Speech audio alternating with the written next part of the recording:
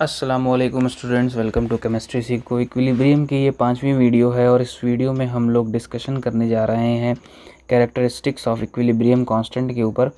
तो इस वीडियो को एंड तक देखिएगा ताकि आपको पूरी बातें समझ में आ सकें। लास्ट वीडियो तक हमने डिस्कस कर लिया था कि Kp और Kc में क्या रिलेशन है, यानी इक्विलिब्रियम कांस्टेंट अगर पार्शियल प्रेशर के टर्म्स में हो और इक्विलिब्रियम कांस्टेंट अगर कंसंट्रेशन के टर्म्स में हो तो उनमें क्या रिलेशन निकलता है। इस वीडियो में हम लोग उसी इक्विलिब्रियम कांस्टेंट के कैरेक्टरिस्टिक्स के बारे में डिस्कस करेंगे और साथ ही साथ हम देखेंगे कि अगर हम रिएक्शन में कोई चेंजेस लाते हैं, मसलन अगर नंबर ऑफ़ मोल्स बढ़ जाएं या फिर नंबर ऑफ़ मोल्स घट जाएं, तो ऐसे केस में या रिएक्शन जो है रिवर्स हो जाए तो ऐसे केस में क्या होगा इफ़ेक्ट इक्विलिब्रियम कांस्टेंट पर, इसको भी देखेंगे। तो चलिए शुरू करते हैं। टोटल 4 इम्पॉर्टेंट कैरेक्टरिस्टिक्स होती हैं, जिसमें सबसे पहली जो कैरेक्टरिस्टिक्स है वो ये है कि ये इक्विलिब्रियम कांस्टेंट जो है ये does not depend on concentration of reactants. Reactant के कंसंट्रेशन पर ये डिपेंड नहीं करता है। इक्विलिब्रियम कांस्टेंट कंसंट्रेशन चेंज होने पर चेंज नहीं होगा, वो हमेशा सेम रहता है। ठीक है, ये याद रखना है कि वो डिपेंड करता है टेम्परेचर पर, डिपेंड अपॉन टेम्परेचर। ठीक है, टेम्परेचर पर डिपेंड करेगा, कंसंट्रेशन पर नहीं। दूसरी बात यह है कि जो इक्विलिब्रियम कांस्टेंट होता है ये कैटलिस्ट पर भी डिपेंड नहीं करता, does not depend upon the presence of catalyst. मतलब अगर रिएक्शन प्रोमोटर भी लगा हुआ है, यानी रिएक्शन को प्रमोट करने वाला, फास्ट करने वाली चीज़ जिसको कैटलिस्ट बोलते हैं, वो लगा हुआ हो, तब भी जो है इक्विलिब्रियम कांस्टेंट पर कोई चेंज नहीं आता है। ठीक है, तीसरी इंपॉर्टेंट बात कि does not depend upon presence of inert substance. मतलब अगर रिएक्शन में कोई ऐसा सब्सटेंस है जो रिएक्शन में पार्टिसिपेट ही नहीं कर रहा है, बस वो खाली प्रेजेंट है, यानी कि इनर्ट है, रिएक्शन में कोई पार्टिसिपेट नहीं कर रहा, उसके बावजूद भी इक्विलिब्रियम कांस्टेंट पर कोई इफ़ेक्ट नहीं पड़ेगा। ठीक है, चौथी बात यह है कि ये जो है मोड ऑफ रिएक्शन पर डिपेंड करता है। It depends upon mode of reaction, मतलब रिएक्शन कैसे हो रहा है, फॉरवर्ड हो रहा है, बैकवर्ड हो रहा है, इस पर डिपेंड करेगा। तो हमको 2 क्राइटेरियाज मिलते हैं। पहला ये कि इसकी इक्विलिब्रियम कांस्टेंट डिपेंड करता है टेम्परेचर पे, और दूसरा ये कि मोड ऑफ रिएक्शन पे। तो अभी हम लोग फ़िलहाल मोड ऑफ रिएक्शन को डिस्कस करेंगे, टेम्परेचर आगे आने वाली वीडियोज़ में हमको मिलेगा। ठीक है, तो चलिए हम लोग मोड ऑफ रिएक्शन को देखते हैं। तो सपोज़ करते हैं हमारे पास एक रिएक्शन, जैसे सपोज़ कर लेते हैं कि A+B रिवर्सिबल C बन रहा है। इस केस में जो हमारा इक्विलिब्रियम कांस्टेंट है Ke, या सिर्फ K भी लिख सकते हैं, कोई दिक्कत नहीं है। ये क्या होगा, ये होता है concentration of product upon concentration of reactant. ठीक है, तो ये किस केस में हो रहा है, ये फॉरवर्ड के केस में हो रहा है। अगर हम इसी रिएक्शन को सजेस्ट करें कि बैकवर्ड है, मतलब कि C को हम रिएक्टेंट कंसिडर कर लें और A और B को प्रोडक्ट कंसिडर कर लें, तो ऐसे केस में जो हमारे पास K आ जाएगा, उस क्या आ जाएगा, वो आ जाएगा A concentration of A multiplied by concentration of B या active mass of B upon active mass of C। तो इन दोनों को अगर हम एक दूसरे से रिलेट करें, तो मैं इसको K' दिखा देता हूँ और इसको K रहने देता हूँ। तो ये बैकवर्ड के केस में है। ठीक है, तो इन दोनों को अगर हम आपस में रिलेट करें तो फॉरवर्ड रिएक्शन में सीधा K हो जाता है, बैकवर्ड रिएक्शन में इसका जस्ट उल्टा हो जाता है। मतलब K' जो है वो क्या है, रेसिप्रोकल हो जाता है फॉरवर्ड वाले इक्विलिब्रियम कांस्टेंट के। ठीक है, इसी तरह से अगर हम इमेजिन करें कि A+B+C, ठीक है, यहाँ पर जो इक्विलिब्रियम कांस्टेंट था वो क्या था, प्रोडक्ट अपॉन रिएक्टेंट, ये था। ठीक है, इसी रिएक्शन में अगर हमने 2 मोल्स का मल्टीप्लाई कर दिया, ठीक है, इस रिएक्शन को क्या कर दिया, मल्टीप्लाइड बाय 2 कर दिया, यानी कि ये क्या हो जाएगा 2A + 2B रिवर्सिबल 2C। तो ऐसे केस में जो K होगा वो क्या हो जाएगा, हम law of mass action apply करेंगे, जो गोल्डबर्ग वाग वाला लॉ था, तो हमको क्या मिल जाएगा, C² A² और B², यानी सबके ऊपर स्क्वायर आ गया। तो हम क्या ऐसे लिख सकते हैं कि active mass of C, active mass of A, active mass of B का होल स्क्वायर। दैट मीन्स कि अगर 2 से मल्टीप्लाई हो रहा है तो इक्विलिब्रियम कांस्टेंट का क्या हो जाएगा, स्क्वायर हो जा रहा है। ठीक है, इक्विलिब्रियम कांस्टेंट का क्या हो जाता है, अगर इसको हम 2 से मल्टीप्लाई कर दें तो इक्विलिब्रियम कांस्टेंट के स्क्वायर हो जाएगा। यानी कि अगर हम इसको 3 से कर दें तो एग्जांपल के लिए अगर हमने 3ab कर दिया और 3c कर दिया तो ऐसे केस में जो k होगा वो क्या हो जाएगा, k क्यूब हो जाएगा। ठीक है, तो इस तरह से इक्विलिब्रियम कांस्टेंट चेंज होता है जब हम लोग क्या करते हैं, नंबर ऑफ मोल्स लेते हैं। ठीक है, 2 से मल्टीप्लाई किया तो स्क्वायर हो गया, 3 से मल्टीप्लाई किया तो क्यूब हो गया। ठीक है, एक और हम लोग एग्जाम्पल से लेके एक चीज़ और समझते हैं, बड़ा इंपॉर्टेंट है ये वाला। हमारे पास एक एग्जाम्पल है जिसमें सल्फ़र डाइऑक्साइड गैस जो है ऑक्सीजन से रिएक्शन करती है 2 मोल्स, तो हमको मिलता है 2 मोल सल्फ़र ट्राइऑक्साइड। ठीक है, ठीक है, ऐसे केस में हम इसका जो इक्विलिब्रियम कांस्टेंट इसको मान लेते हैं K1। ठीक, और अगर इसको हम हाफ से डिवाइड कर दें, सॉरी हाफ से मल्टीप्लाई कर दें, तो हमको ये रिएक्शन कैसा मिल जाएगा, SO2 हाफ O2 SO3। ठीक है, हमने इसको क्या किया, तो हाफ से मल्टीप्लाई कर दिया। तो ऐसे केस में जो हमको इक्वेशन मिलेगा, सॉरी इक्विलिब्रियम कांस्टेंट मिलेगा, वो क्या मिलेगा, K2 मिलेगा। अब K1 है, K1 तो सिंपली हम लोग क्या कर सकते हैं, ऐसे निकाल सकते हैं कि SO3 square upon SO2 square O2। ठीक है, यहाँ से हम निकाल सकते हैं, लेकिन इस केस में जो K2 आएगा ना, जो K2 आता है वो क्या आता है, K1 का हाफ, या फिर इसको हम लोग लिख सकते हैं अंडर रूट K1। ठीक है, मतलब अगर हम हाफ से मल्टीप्लाई करेंगे, जैसे 2 से मल्टीप्लाई कर रहे थे तो स्क्वायर हो रहा था, 3 से मल्टीप्लाई कर रहे थे तो क्यूब हो रहा था, और अगर हम हाफ से मल्टीप्लाई करेंगे तो इसका पावर में हाफ चला जाएगा, और जब पावर में हाफ हो जाता है तो उसको हम लोग बोलते हैं अंडर रूट। तो ये रिलेशन हो जाता है जब कब क्या होगा, कोई भी रिएक्शन नॉर्मल रिएक्शन में अगर हम मल्टीप्लाई कर दें हाफ से। ठीक है, तो इक्विलिब्रियम कांस्टेंट का हाफ हो जाएगा, या इसी को हम लोग अंडर रूट के भी लिख सकते हैं। ठीक है, तो ये हो जाता है हमारा हाफ के केस में। ठीक है, अब इसमें कुछ इम्पॉर्टेंट क्राइटेरियाज फॉलो होती हैं।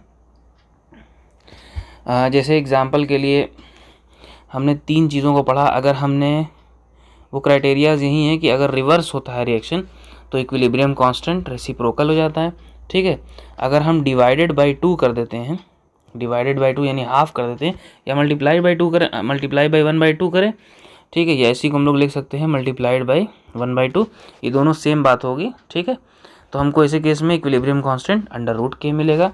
ठीक है, या अगर हम मल्टीप्लाई कर दें 2 से तो हमको क्या मिलेगा, इक्विलिब्रियम कांस्टेंट का स्क्वायर, या अगर हम इसको मल्टीप्लाई कर दें 3 से तो हमको इक्विलिब्रियम कांस्टेंट क्या मिलेगा,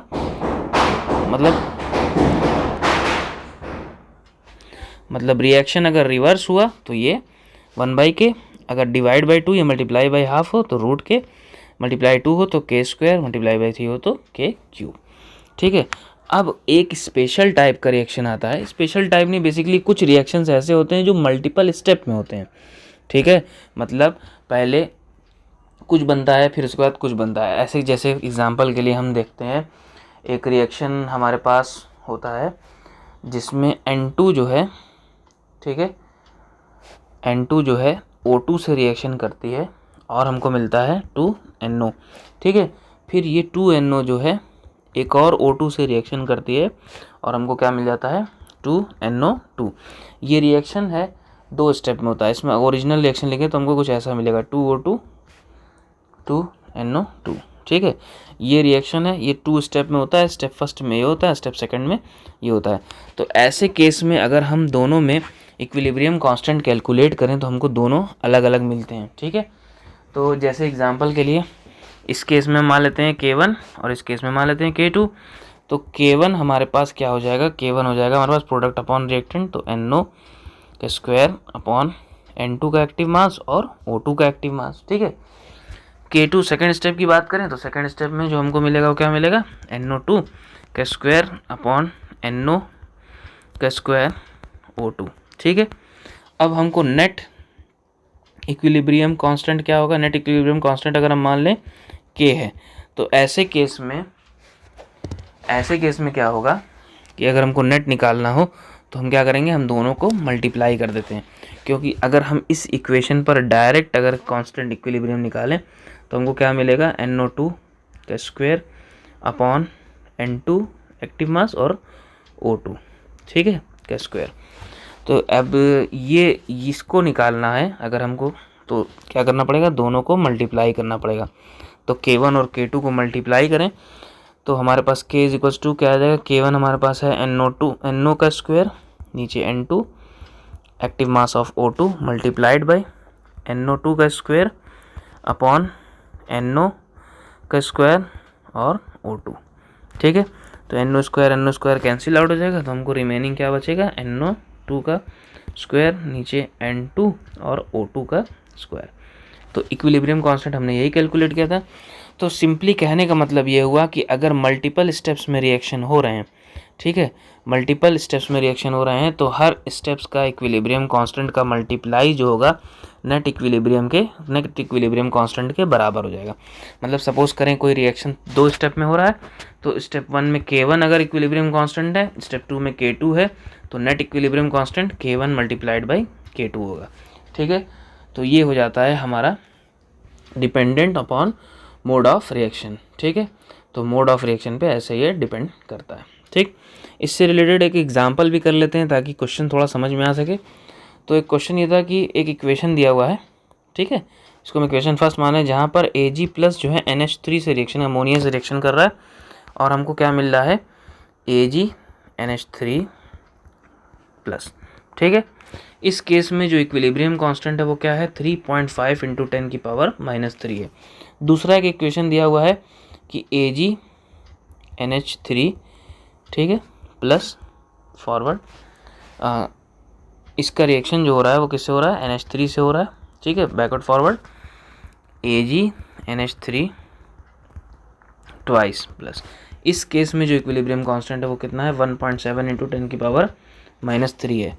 तो फाइंड करना है हमको इक्विलिब्रियम कांस्टेंट इस रिएक्शन का Ag प्लस 2NH3, जहाँ पर हमको प्रोडक्ट में क्या है, AgNH3 ट्वाइस प्लस, मतलब नेट रिएक्शन ये है, इसका हमको इक्विलिब्रियम कांस्टेंट फॉलो करना है। तो हमने अभी क्या पढ़ा कि देखिए सेम रिएक्शन है, मल्टीपल स्टेप में हो रहा है। ठीक है, ये फर्स्ट स्टेप मान लेते हैं, इसको सेकेंड स्टेप। तो हमको नेट इक्विलिब्रियम कांस्टेंट कैसे मिलेगा, K1 इंटू K2 से मिलेगा। ठीक है, ठीक है ना। क्यों ऐसा हुआ, ऐसा इसलिए हुआ कि अगर हम इन दोनों रिएक्शन को ऐड करें तो हमको यही वाला रिएक्शन मिल जाएगा। देखिए लेफ्ट हैंड साइड और राइट हैंड साइड को हम अगर ऐड करते हैं तो उसको हम ऐड करके देख भी लेते हैं। जैसे हमारे पास Ag प्लस NH3 है, ठीक है, इसमें हम दूसरा जोड़ देते हैं लेफ्ट हैंड साइड को, NH3 square bracket plus NH3 forward backward arrow. Right hand side की बात करें तो इधर AgNH3 है एक और दूसरा वाला क्या है, AgNH3 twice plus, same cancel out. तो ये NH3 है कि NH3, तो हमको नेट रिएक्शन क्या मिल गया, Ag plus 2NH3 forward backward AgNH3 twice plus. ये दोनों जो है, अब इस नेट रिएक्शन को देखें तो इससे पता चल रहा है कि इन दोनों को हम जब ऐड करेंगे, यानी कि ये स्टेप 1 में हो जाएगा और ये स्टेप 2 हो जाएगा, तो हमको नेट रिएक्शन ये वाला मिल जाएगा। ठीक है, ये नेट रिएक्शन हमको मिल जाएगा। इसका मतलब ये दोनों स्टेप वाले रिएक्शन है, दैट मीन्स कि इक्विलिब्रियम कांस्टेंट जो होगा दोनों का मल्टीप्लाई होगा, तो Keq is equals to K1 into K2 होगा। तो K1 इंटू K2 होगा, तो K1 की वैल्यू हमारे पास है 3.5 इंटू 10 की पावर -3, K2 की वैल्यू हमारे पास 1.7 इंटू 10 की पावर -3। ठीक है, तो नेट इक्विलिब्रियम कांस्टेंट 3.5 और 1.7 को मल्टीप्लाई करेंगे तो अप्रॉक्सीमेटली 1.7 है, हाँ 1.7, तो अप्रॉक्सीमेटली जो है लगभग 6.08 समथिंग आंसर आएगा, और 10 की पावर -3 और ये वाला -3 और मल्टीप्लाई है, दोनों ऐड कर दीजिए तो ये हो जाएगा -6। ठीक है, तो ये हमको आंसर मिल जाएगा। तो इस तरह से हम लोग कैलकुलेशन कर सकते हैं। ये एक छोटा सा क्वेश्चन था। ठीक है, तो इस वीडियो में बस इतना ही। इस वीडियो में हमने पढ़ा मोड ऑफ रिएक्शन पे कैसे इक्विलिब्रियम कांस्टेंट डिपेंड करता है। एक बार क्विक रिवीजन कर लेते हैं। फॉरवर्ड चल रहा हो रिएक्शन तो K equilibrium constant as it is, अगर रिवर्स हो गया तो 1/K। ठीक है, अगर हमने उसको डिवाइड कर दिया 2 से या मल्टीप्लाई कर दिया 1/2 से, तो जो इक्विलिब्रियम कांस्टेंट हो जाएगा उसका अंडर रूट हो जाएगा। ठीक है, मल्टीप्लाई कर दिया 2 से तो K का स्क्वायर इक्विलिब्रियम कांस्टेंट का स्क्वायर हो जाएगा। मल्टीप्लाई कर दिया 3 से तो K क्यूब हो जाएगा। और अगर मल्टीपल स्टेप में है तो दोनों स्टेप्स का मल्टीप्लिकेशन कर देंगे तो हमको नेट इक्विलिब्रियम कांस्टेंट मिल जाएगा। तो इस वीडियो में बस इतना ही। होप करते हैं कि सारी बातें समझ में आई होंगी। यदि कोई डाउट या कोई क्वेश्चन रह जाता है तो कमेंट सेक्शन का ज़रूर यूज़ कीजिएगा। Thank you.